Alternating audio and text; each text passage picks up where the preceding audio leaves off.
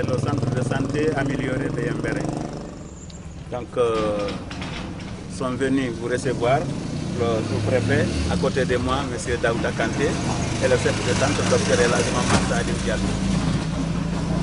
L'installation qui alimente, c'est l'installation que les ressortissants ont effectuée qui alimente le centre de santé en électricité. Vous avez les 10 batteries qui sont là, et avec tout cet arsenal d'instruments électriques, c'est ici se trouve le point focal de l'électricité du centre de santé amélioré. Merci. Donc les 10 batteries sont là. Vous avez l'installation qui a été effectuée par l'Ura Solaire. Et nous avons tous les services ont leur installation à partir d'ici. Et à partir de là, on peut alimenter tous les services et on peut également limiter l'alimentation en électricité. Merci. À partir d'ici, je peux vous alimenter si j'ai besoin rien que de travailler parce qu'on est en période hivernale. Des fois, la nuit, on est obligé d'isoler d'autres services pour prioriser d'autres services tels que le bloc et la maternité. Donc, c'est là où on peut agir.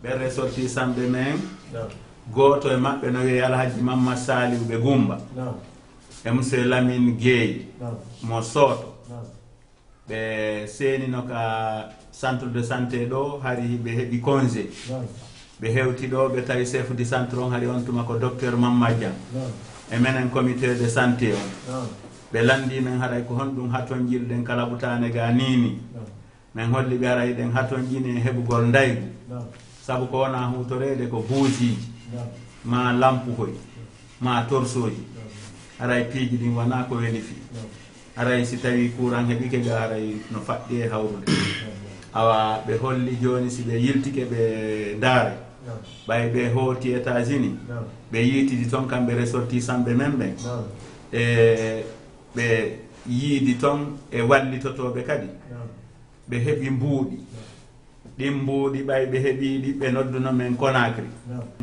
e Yembere nga imminno délégation kono mono yirganede ɓagongon be yirga reedu ndu mbuuɗi ɗin ko wawayno wadde courant on ɗo ha timma ko télé 111 millions de francs guinéen e nder ɗin ɗon ɓe innuno en ɗaɓɓa e valeur $3000 ay mi arti ga quoi ɗin ɗon ɓay conseil communautaire on heɓiɗi tawtiɗi ɓe heɓiɗi on tuma société ɗaɓɓa noon Loura Solaire ko woni hoore société on ko wiyeteɗo Malik men Malik jooɗiɗo Labe donc Malik ƴettuno yimɓe mum ɓen entreprise on ɓe ari ɓe waɗi installation ji ɗin e ɗum ko telen 2015 2016 ɓay installation ji ɗin waɗama batterie je heqigaje telen batterie je 10 jane kañumma e panoje 9 e accessoire ji mum ɗin fop ha yeyi total telen valeur 111 millions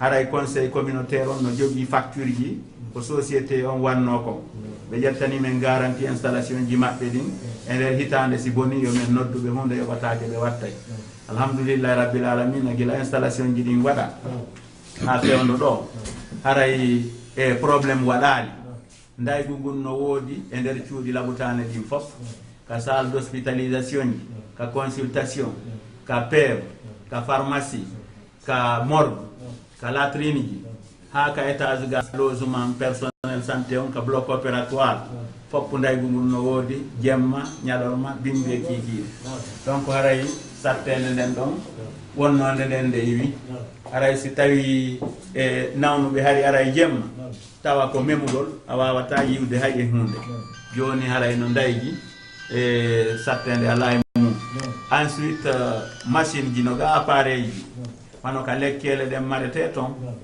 wano vaccination ji ɗin ɗum ɗon fof joni no woodi ka marete ɓay ko ka ɓuuɓi hanate marede frigo ji no woodi aray e ella fusala meɗen welti e meɗen weltani ressortissant ɓe ɓen heɓuɓe king hakkil gollani ɗum ɗo Yembere haray min weltanike ressortissant ɓe ɓen kala e maɓɓe kaɓe wawi jooɗade ɓe wawi heɓude o ide ɓe jonnidira juuɗe ɓe addani Yembere ndaygu Allah hokkorɓe ndaygu aduna e laakal haray ko wona oɗo ma oɗo ɓe waɗani si tawno ko kaalis ɓe wawata no heɓande Yemberen fof ɓe wata wande joni iwi ɗo ha fugu ha sigom ha dugun tunni ha worano addude ɗo nawnuɓe mum tawde e labutane on équipement ji ɗin no woodi no timmi haray meɗen weltaniɓe duwaniɓe haray koɓe jonni kon hewti e ouvrier ɓe halfinanoɓe waɗugol golle ɗen ɓe waɗi golle ɗen golle ɗen no tabiti ɓay e doole amen ɗen ko ressortissant ɓe ɓen wonɓe intérieur e wonɓe extérieur haray meɗen faala ɓeydanede julle meɗen faala ɓeydanede dande meɗen faala ɓeydanede matelaji meɗen mari poste de santé ji jeenayi e nder yembere oɗo ko poste de santé amélioré ɗin poste de santé ji goɗɗi ɗin darnaka ko cuuɗi yimɓe luɓa e danɗe ɗuuɗa e mum taabe ɗuuɗa e mum kono golloɓe ɓen no toon ko enen yemberen ɗaɓɓi ɓe golloɓe ɓe gollande toon jamaji men ɗi haray koye wallidire e ɗin poste ji kadi si heɓike haray no wela men e ɗo kadi yemberen woni wanama préfecture no jandi nawnuɓe façon ji ɗin foppo aray haray meɗen hattonjine heɓugol échographie salle d' échographie si ɓe wawi men wallitade heɓa machine ji ɗin kadi haray no moƴƴi fi honɗum suddiɓe goo hewtay ɗo so wiɓe hara wawatake andede si ɓe jibinana hoore mabɓe e si ɓe wata jibinde ɗo haray ko be laaɓe ma maali hakkude ɗo e laaɓe ko kilo 80 hakkude ɗo e maali ko kilo 50 laawi ɗi lanna moƴƴude nden tigui no hewta haray tilfa waɗi ɗon kadi si heɓike ɗo haray no moƴƴani men radiologie ñande o ñande on tigui yelaki kono accident koko woni wadde ñande o ɓe motoji e otoji si ɓe ari ɗo ko be laaɓe ma sana ɗum maali haray ɓe wawatake waɗanede radio ɗo ɓe anda ko fewdo honto ɓe heeli fi médecin ɓe ɓe yo waw jaɓɓitade meɗen mari médecin ɓe kelɗuɓe wonɓe wadde chirurgie meɗen mari ɓen ɗon fof golloɓe ɓen no woodi haray ɗon kadi si tawi aalaji gollirɗi ɗin heɓike e miɗo tamƴini ɓeyda e nawrude nokkure nde yeeso haray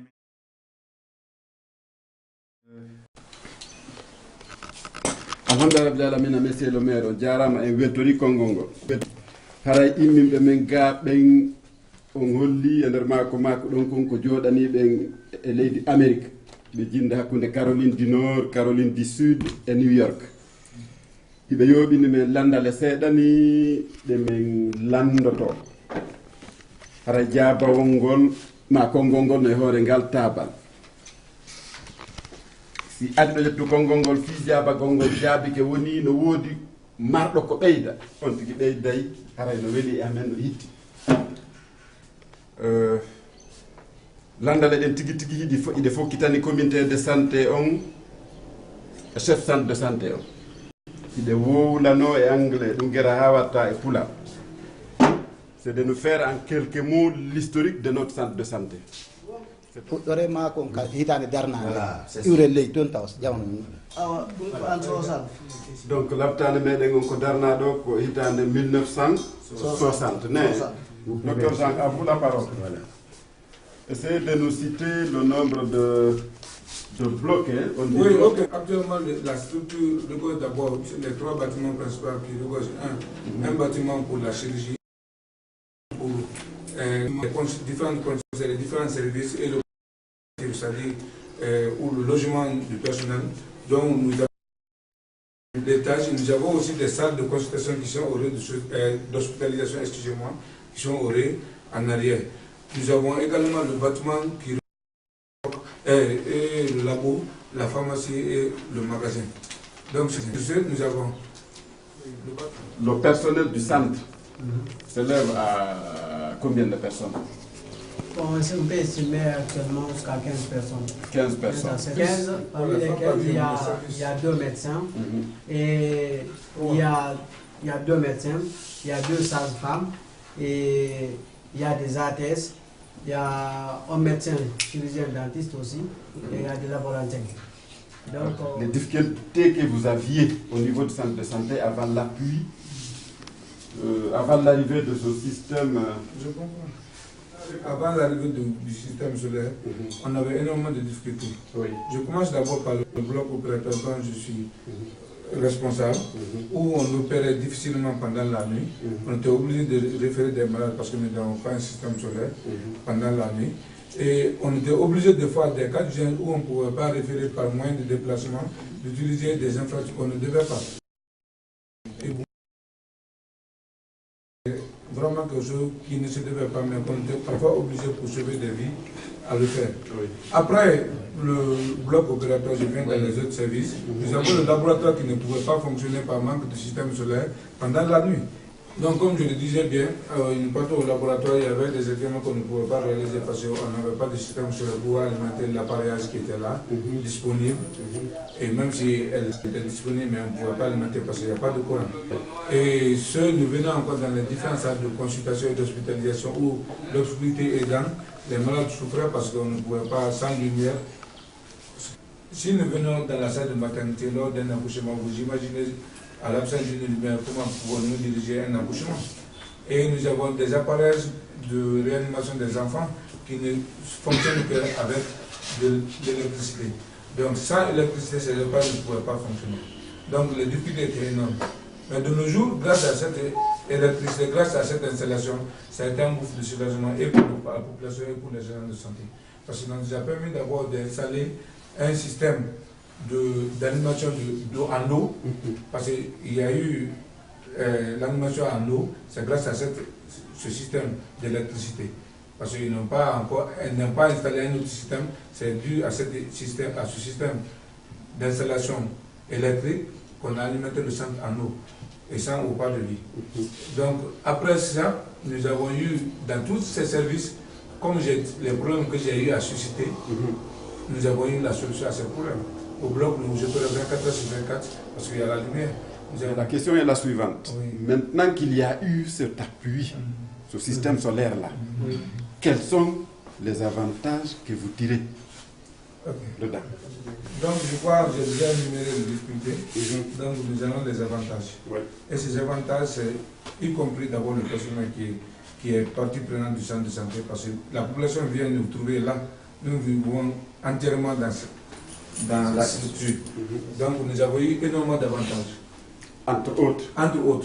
D'abord, je prends personnellement ma période de bloc, je commence toujours par moi.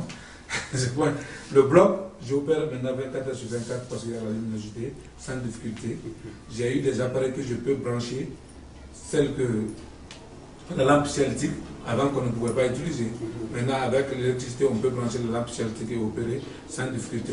On peut stériliser si on a un stérilisateur électrique, que nous demandons l'appui dès maintenant, avant de passer, qu'on nous dote d'un stérilisateur électrique.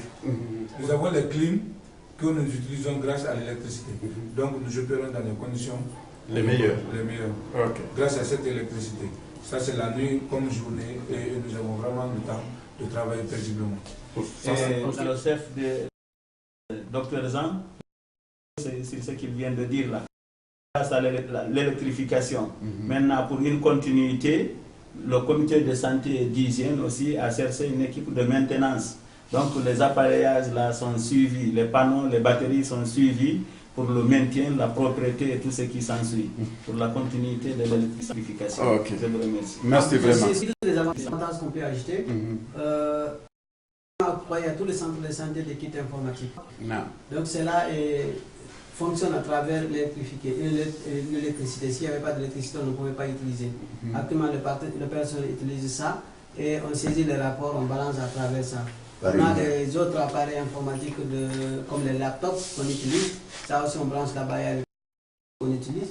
En plus de ça, quand on prend la maternité, où il y a la lampe chauffante, et ça aussi, quand le nouveau-né, c'est la lampe qu'on utilise. Quand on prend au cabinet dentaire, là-bas aussi, il y a le courant et puis on utilise ça. Donc, l'extraction, la prothèse dentaire. Quand on prend au laboratoire, il y a les appareils comme automates et autres, là, c'est ça qu'on utilise, et le microscope que nous avons ici. De nuit et jour, on peut utiliser grâce à l'électrification, grâce au courant. Donc s'il n'y avait pas le courant, on ne pouvait pas utiliser tout ça. Donc on s'est obligé de référer tout patient qui venait ici. Mais à travers ça, vraiment, on arrive à gérer les patients. Actuellement, il y a les formations qu'on organise ici, qu'on fait chaque jour, chaque matin, pour les personnels, les stagiaires et tout. On a cherché nous-mêmes un vidéoprojecteur qu'on projette. Ça, c'est à travers le conseil avec le courant. On s'est obligé d'écrire de chercher des tableaux. De la craie. De la craie. Se mettre à écrire. Se mettre à écrire. Effacer. Voilà, effacer. Maintenant, avec le calcaire que vous voyez là, qui peut infecter les gens, moi je crois que c'est un atout. Quand vous voyez encore les patients ou les gardes malades qui viennent, et sous les hangars qui sont là, et puis ils mangent, et puis la nuit, il n'y a pas de problème. Tout est clair. Tout est clair. Bon, on a cité ici beaucoup des appareillages qui ne figuraient pas au moment qu'on faisait l'inventaire, mais on a fait face à d'autres partenaires au développement pour pouvoir augmenter les panneaux et les batteries pour que tous les appareillages là puissent marcher. C'est impressionnant. Est-ce qu'il y en a un parmi les chefs de pavillon qui a un élément à ajouter sur ce qui est dit déjà? Et par rapport aux avantages que nous tirons de ça. Docteur Jean a tout énuméré. Ouais. Tout dépendait de l'électrification. Il devait augmenter. Voilà. Oui. Maintenant, comme il y a eu l'électricité, dites-vous à tous les niveaux, au niveau du centre de santé, que ça marche à merveille. Parce que le courant c'est 24 heures sur 24, il l'a dit. L'eau c'est 24 heures sur 24, c'est ce qui manquait. D'une manière ou d'une autre, on a parlé de l'historique du centre de santé parce qu'on a dit qu'il a été créé en 1960 ici. Il a compté un agent ou deux au maximum. Aujourd'hui, ils sont plus de 15. C'est vraiment du progrès remarquable. On a parlé des difficultés qu'il y avait avant l'arrivée du système solaire. On a parlé des avantages que nous tirons c'est-à-dire dans le système solaire. On est heureux. Mais nous voulons savoir, malgré tout ça, s'il n'y a pas d'autres difficultés majeures qui obstruent le bon fonctionnement du système. C'est-à-dire le système solaire. Non, pas le système solaire. En général. Le bon fonctionnement de la structure en général. Oui. Okay. Vous comprenez? Oui. On a visité, on a vu tout. Il y a la lumière, il y a l'eau. Mais il peut arriver qu'il y ait d'autres problèmes qui encore persistent. Oui, ok, merci beaucoup. Malgré tout ce qui a été fait, nous avons quelques besoins. Vraiment que nous voudrons que vous nous aidiez, ou bien les ressortissants. Quand on prend un exemple, un appareil échographique. Un appareil échographique. Franchement, on reçoit beaucoup de femmes. Il y a des accouchements qu'on fait tous les jours, toutes les nuits. Des accouchements compliqués, des fois. Vous comprenez? Et s'il y avait un appareil échographique, les femmes arrivaient à faire l'échographie, on pouvait savoir est-ce que la femme là doit rétablir l'accouchement ou bien il faut, comment on veut dire, laisse la césariser rapidement. Ok. Donc, et nous avons besoin des cabinets dentaires comme le fauteuil dentaire et de ses accessoires. Cabinet dentaire. Un cabinet dentaire. Et ses accessoires. Cabinet dentaire et ses accessoires. Vraiment. Troisièmement, une bistouri électrique qui nous empêche à faire des interventions de haute qualité. Une bistouri électrique. Bistouri. Ok. On fait des parce qu'on est capable de faire des interventions, mais ici on ne peut pas les réaliser. Bon, par exemple, des interventions qu'on ne fait même pas dans la région, que les personnes qui sont là sont capables de les réaliser.